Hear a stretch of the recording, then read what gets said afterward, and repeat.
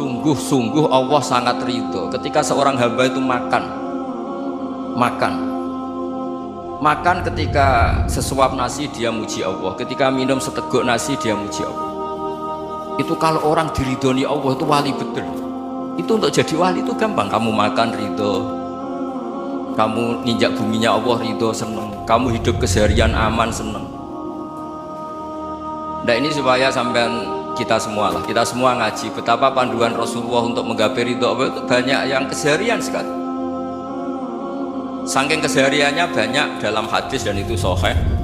Nabi menyebut hal-hal yang keseharian. Hatta ma tas'alu fi imra'atika, kamu punya uang kemudian istri kamu bisa makan, itu ibadah. Bahkan sebagian ibadah itu dicontohkan Nabi yang akhirnya diprotes sahabat, yaitu wa fi buti ahadikum shadaqah, kamu menggauli istri kamu itu ya sedekah. Sampai sahabat bilang, yang benar ya Rasulullah, ayati ahaduna syahwatahu wa huwa lahu ajrun, masa urusan biologis, urusan syahwat kemudian dia dapat pahala. Nabi menjawab, alaysa law wada'aha fi haramin akana alaihi wisrun, bagaimana kalau dia meletakkan ke yang tidak benar, itu kan dosa. Nah, hal-hal seperti ini yang saya ingin teman-teman semua, saya juga agak ingin ngaji demi Anda, juga agak ingin. Itu dosa sekali ngaji kok, pesanan kelompok tertentu itu gak boleh. Islam itu untuk semua, jadi ya cuma karena di depan saya jenengan ya seakan-akan jenengan korbannya. Itu ada ilmunya dalam usul fikih itu. Jadi orang itu harus ngaji usul fikih. Nama yang disebut, mungkin Mas Sufyan masih ingat zaman ngaji usul fikih, nama yang disebut itu tidak jaminan sebagai prioritas perintah. Jadi misalnya gini, kebetulan yang di depan Nabi itu Abu Dzar, Nabi ya bilang, ya Abu Dzarin ini uhibbuka misalnya, atau ya Mu'ad ini uhibbuka, atau ya Abu Hurairah ini uhibbuka. Banyaklah riwayat yang Nabi nyebut ya Abu Dzarin, ya Mu'ad, ya Abu Hurairah.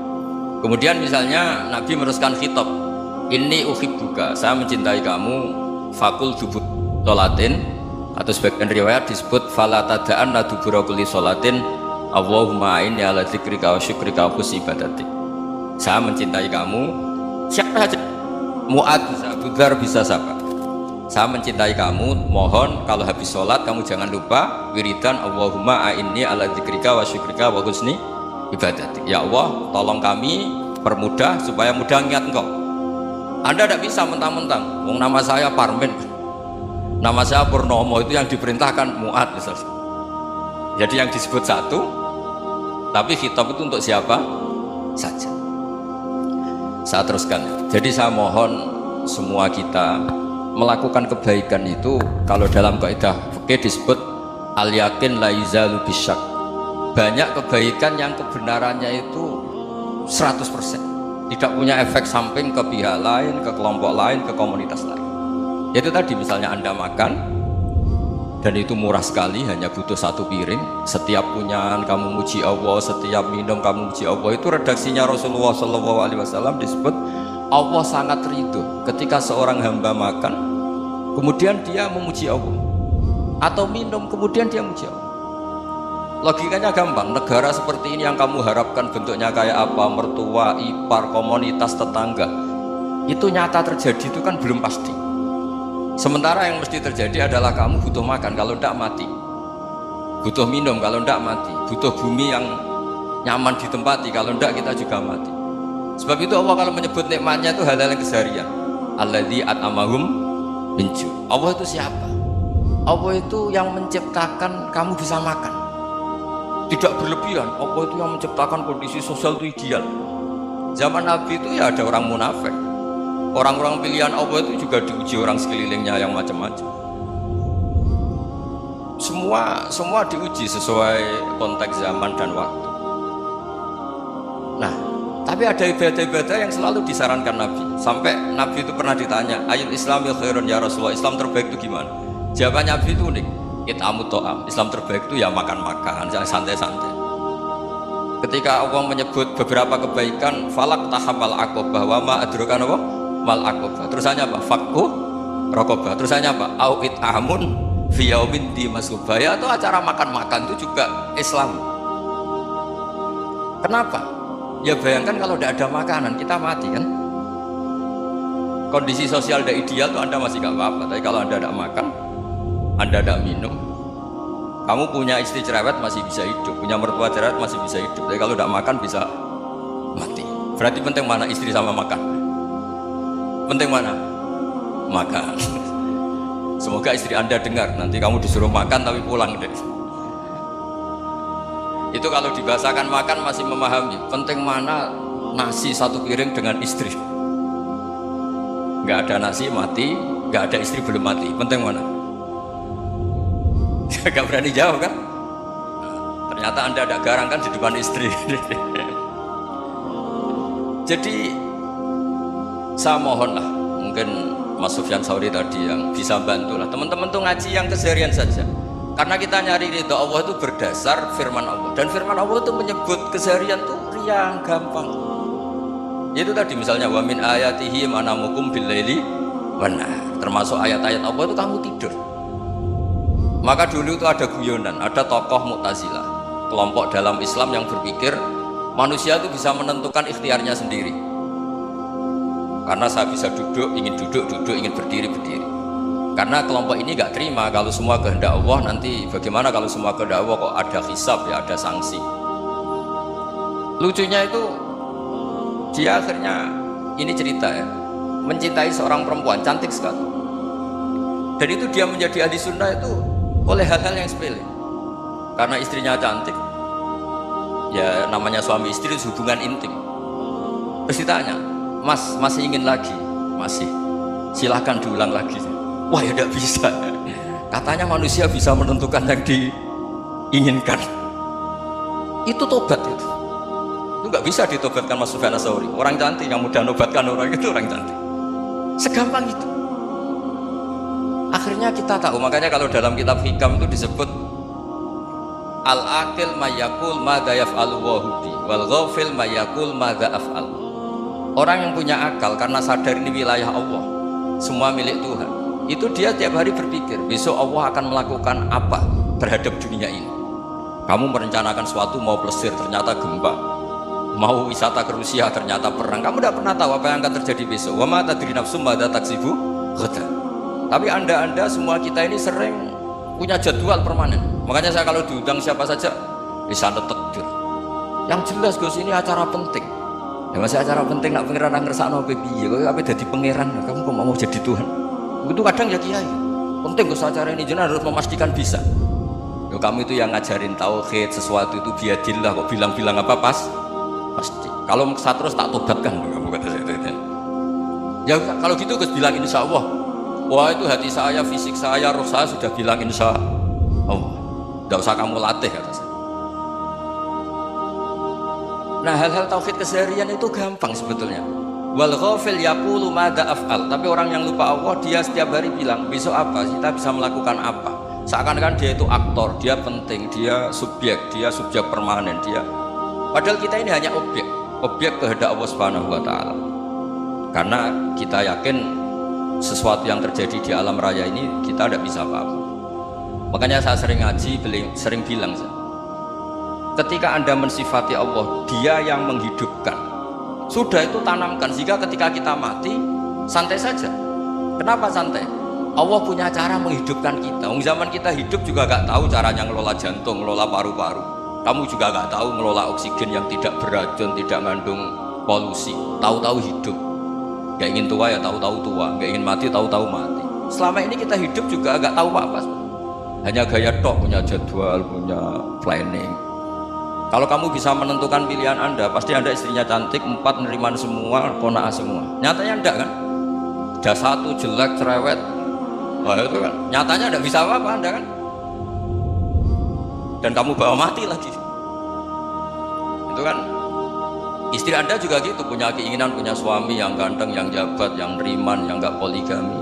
Ya enggak kesampaian juga. Kalau kita ngitung tingkat kegagalan kita itu gagal terus. Ya kan? Nah, terus ingat Allah, maka yaf'alu wa bi. Orang yang punya akal selalu berpikir Allah itu menghendaki apa terhadap saya. Dengan sama-sama orang melihat orang yang serius, itu kata Anda itu pemikir berat, serius, senang punya tokoh yang merengut tuh, karena kamu anggap serius. Tapi sebagian orang anggap orang yang serius itu wong merengut, wong masam, wong muka kok ditekuk. Jadi sama itu hati, ya muqallibal qulub tsabbit qalbi ala dinik, karena kita nggak tahu cara berpikir kita tentang orang lain, tentang sekeliling kita.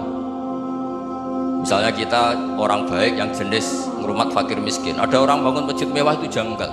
Apa artinya masjid mewah kalau banyak orang kelaparan? Tapi kalau yang jenis pendidikan, apa artinya masjid mewah kalau tidak bisa ngaji? Nanti yang jenis infrastruktur, apa artinya ini kalau semuanya punya sudut pandang yang berbeda-beda. Dan Islam mengapresiasi semua kebaikan. Tapi katakan semua kebaikan itu adalah kehendak Allah Subhanahu wa taala. Karena apapun baik Anda itu pakai fasilitas yang diberikan oleh Allah Subhanahu wa taala. Sehingga ini yang disebut qulillah tsumma darhum fi khawdihim yal'ab. Ya, kembali tadi ke tema-tema bahwa keseharian Anda ini sudah Islami. Saat Anda tidak bisa melakukan apa saja. Saya sering ada jenazah, biasanya kalau tetangga meninggal saya sering disuruh ngelepas. Saya bilang orang ini baik karena sering ngelamun di rumah, sering nganggur di rumah. Ditanya sama anaknya, kenapa Gus nganggur baik? Ya kalau dia nganggur artinya juga gak berbuat sesuatu yang maksiat kan? Ya kan, orang nganggur di rumahnya ya tidak bunuh orang, tidak maling, tidak korupsi, ya namanya nganggur di rumah. Lah cuma istri cara pandang nganggur gak menghasilkan uang itu, tapi juga gak menghasilkan kriminal kan? Jadi sebenarnya Islam itu cara, makanya kalau sampai ngaji usul fikih itu ada kitab usul fikih namanya Lubul Usul, itu terkenal sekali di pesantren itu. Itu kalau ngapresiasi keseharian itu luar biasa.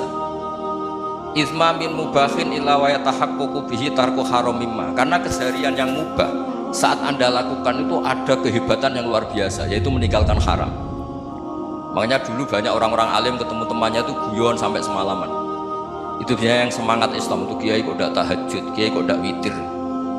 Orang yang sedang mapan uangnya banyak, malam itu tidak kelayaban itu sudah luar biasa. Melawan nafsu supaya tidak maksiat itu sudah luar biasa. Supaya lupa guyon sama temannya semalaman sampai subuh, gejolak-gejolokan mengenang zaman miskin, zaman kuliah nggak jelas, zaman apa. Melihatnya jangan tarkut tahajud seperti ini, meninggalkan tahajud, tapi meninggalkannya ini talqul muharramat. Jadi kayak apa hebatnya? Sehingga Imam Ghazali punya riwayat yang agak unik. Hatta takuna ibadatu akhiri hadil ummah iku an-naum. Sehingga suatu saat ibadah terbaik umat ini itu tidur. Itu kan riwayat kontroversi. Ketika Imam Ghazali tanya, kenapa iya? Kenapa kamu mulai keluar dari rumah itu sudah banyak maksiat, melihat perempuan yang enggak mahram, melihat fenomena. Tapi kalau kamu tidur tuh enggak melihat apa-apa. Tapi juga kamu jangan nganggap tidur itu ibadah betul. Saatnya melakukan fardu ain malah masih tidur. Tapi itu sudut pandang yang menjadikan kita Islam itu gampang. Jadi saat Anda tidak bisa aktivitas apa-apa, misalnya ada beberapa orang yang lumpuh itu memang nggak bisa Jumatan, nggak bisa ibadah, tapi dia juga nggak bisa maksiat. Tidur itu memang Anda saat itu nggak bisa tahajud, nggak bisa witir, tapi saat itu ada zina, ada maling, nggak gosipkan orang, nggak bully orang, nggak menanamkan kebencian, nggak hasud. Sehingga tidur menurut Allah Ta'ala wa min ayatihi manamukum billaili apa wanahar. Karena di tidur itu selain ada unsur istirahat, jaga stamina, juga ada unsur meninggalkan beberapa keburukan. Nah, saya mohon ibadah yang keseharian ini kita jaga supaya kita semua baca ayat itu fase itu tertanam di hati. Allah itu siapa? Alladzi at'amahum min ju'i wa amanahum min khauf. Dan Allah kalau cerita di Quran itu anna sababnal ma'a sabba tsumma syaqqaqnal ardha wa syaqqa fa'ambatna fiha habba wa inaba wa qadba wa zaituna wa nakhla wa hada'iqa hulba. Kamu tahu saya ini siapa, kata Allah? Saya ini adalah Tuhan yang menurunkan air, kemudian ada tanaman banyak, habba wa inaba wa qadba, ada zaitun, ada tin, kalau orang Jawa mungkin ada tela, ada padi, ada mangga, ada pisang. Sudah. Wa inaba wa zaituna wa nakhla wa hada'iqa hulba, ada perkebunan yang lebat. Tujuannya apa? Mata Allahum, silahkan kamu pakai, kamu nikmati. Tapi karena kadang kita ini punya ide-ide besar. Tadi untuk syukur saja nunggu punya istri riman, rumah baik, tetangga baik, komunitas baik, semuanya baik baru syukur. Lama-lama nanti ada di surga, syukurnya nunggu surga paling kelas A. Itu sudah ada yang menghuni Rasulullah, kamu nggak boleh di situ. Masa untuk syukur saja? Repotnya Masya Allah. Jadi mohon Al-Quran yang kalau Anda hafalkan juz sama itu kan ada ayat-ayat yang kayak tadi. Ya, fal yanzuril insanu ila ta'ami. Coba lihat apa yang kamu makan ya? Dari mana? Dan untuk mempertahankan hidup kamu keseharian. Jadi jangan kira ibadah itu harus membentuk komunitas yang versi Anda. Ibadah itu harus yang hal yang mulu-mulu. Kesehariannya Anda alami. Loh, ini saya tidak bikin-bikin. Saya ngaji bukan karena berdasar pesanan.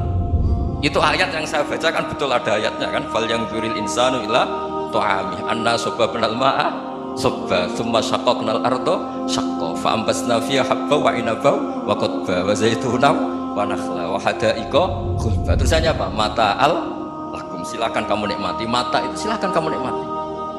Ya kayak sampean dikasih hidangan ya makan. Ya sudah makan. Habis makan ya minum. Habis itu ngantuk ya tidur. Ya sudah normal-normal saja. Kayak apa indahnya Islam. Tapi Anda mencari Islam yang gimana lagi? Nah itu yang diajarkan guru-guru kita, diajarkan sanad kita sampai Wali Songo, sampai Rasulullah SAW. Bahwa pada akhirnya ada jihad, ada perang. Itu dulu memang perang, bukan membunuh, beda. Dulu kita dijajah Belanda ya perang, dan itu normal karena kita dijajah. Jadi ketika orang lain ingin baik sama kita, wa in ahadun minal musyrikin astajaruka ya fajiru hatta yasma'a kalam Allah. Kalau mereka ingin baik ya kita baik. Makanya ada istilah musta'man, mu'ahad. Kalau mereka ingin damai, berdampingan dengan kemajmukan ya itu yang lebih baik. Karena memang Islam menghormati proses perdamaian. Wa in janahu lis-salmi ya fajnah lah. Kalau ingin damai ya kita harus